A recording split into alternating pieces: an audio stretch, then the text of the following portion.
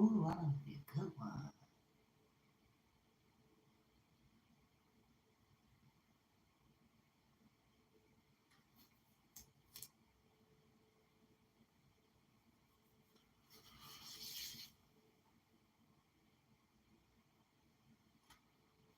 Okay.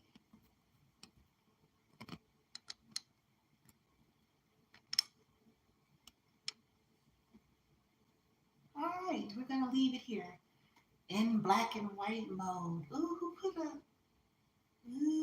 black and white mode, bitch? Anyway, I'm just having some fun. Oh, greetings, whoever's here, welcome.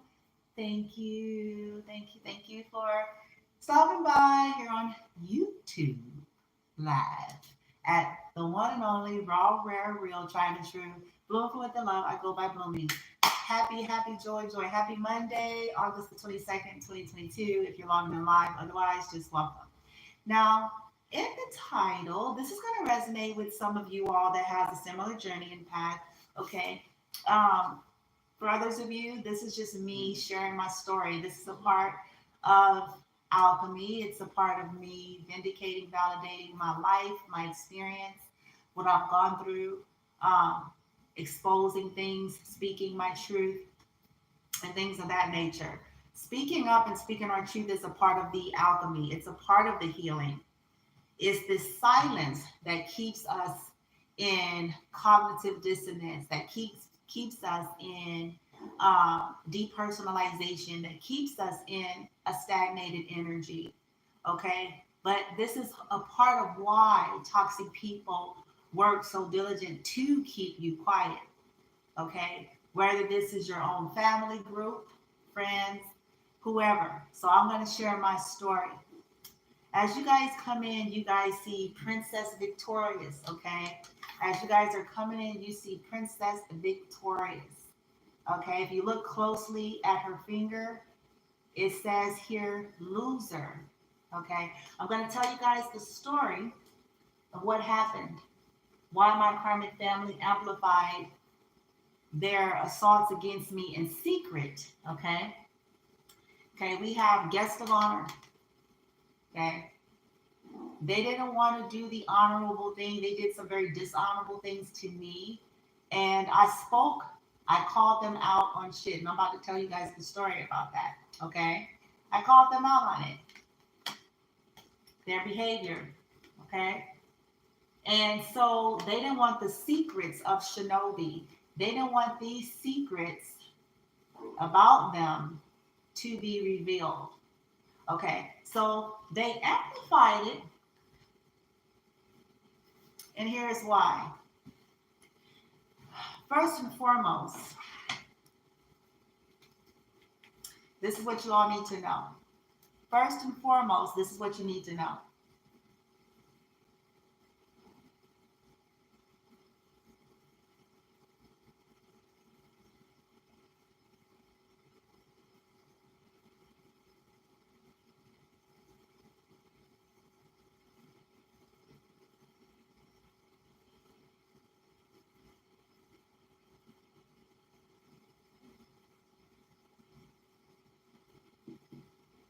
Hold on, guys.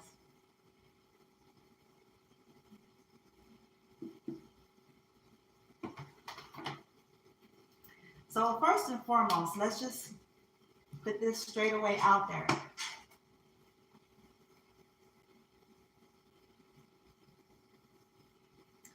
My family has been doing spell work and working against me for years, even prior to me coming to Sodom and Gomorrah. Okay, prior to me migrating to Las Vegas, Nevada, which was a part of the scheme. Okay, so this is what we need to know.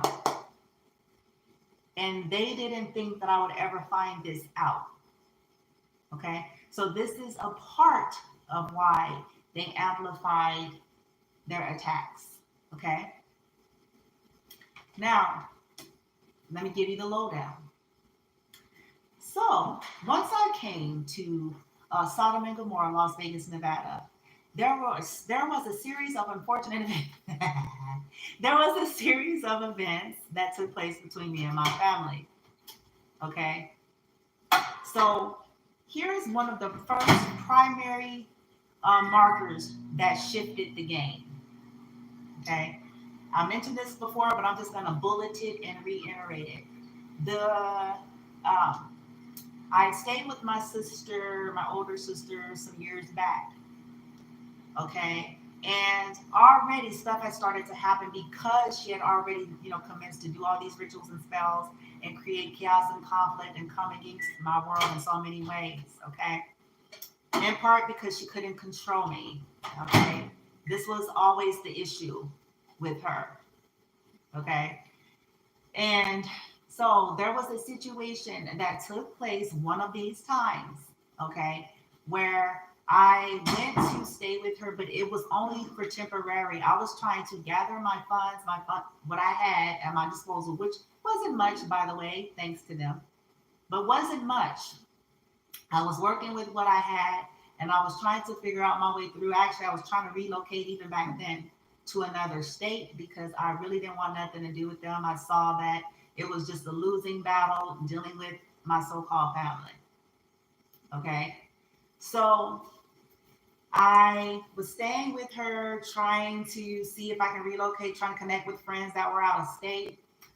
I was just doing whatever I can. I had a car, a different car at that time. Boy, I'll be getting cars. Boy. But anyway, I had a different car at that time. Okay. The place that she stayed at, they had these rules about parking or some shit, weird rules. Now that I look back at it, I almost feel like she set that shit up as well. Okay. To get the shit told. Okay. But even if she didn't, here's what ends up happening. First and foremost, I was down to my last $300. Okay, I did not have any other source of income at that time. I was trying to relocate my life. Actually, I was trying to do what I could, and I was going to allow my middle niece to take over my vehicle for a time until I got myself situated in a whole nother state. This was the original plan because I couldn't afford to keep the car. I was trying to relocate and I was working with the monies and the means of which I had at the time. Okay, so that was including I was going to have to relocate, I was going to have to get tickets, I was going to have to figure all of that out with the minimum means in which I had at the time. And my family did not care nothing about that. And hear it and hear it good. Not one of them. They didn't care about that. That was the least of their concerns.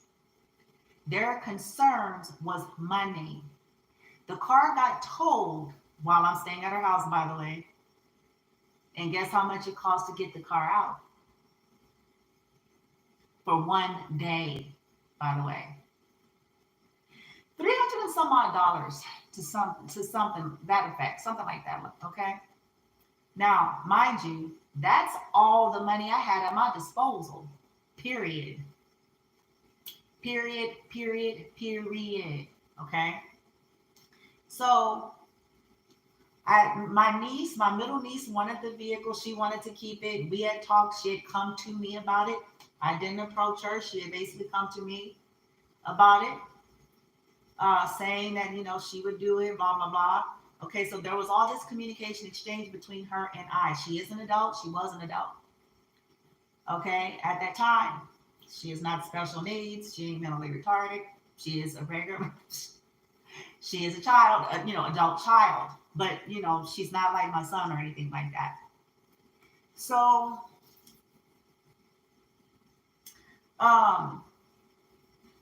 essentially, she got the car out because I couldn't. Okay, she got the car out, and I was still trying to figure out my way how to get the hell away, talking to people out of state and so forth. She got the car out. Now, she played like she misunderstood or she played confused because she wanted more money. She wanted to be able to keep the car, for me to give her the money back for getting the car out of repo, and essentially me have nothing, and then me and my son have nowhere to go. My sister at that time was not going to allow me to stay there any further. Okay, I didn't really want to. And so essentially I was trying to do the best I could considering everything that had happened. Okay, so I wasn't having that. Okay, and I was pissed about You know, she tried to get her mother involved, and she tried to get my mother involved, and to team up against me to convince me to give me and my son's last money, and not giving a fuck about our health and our well-being. Not caring, none of that. Okay, trying to act like they didn't understand, trying to all of this shit, right? So this was the first thing. This was the first thing that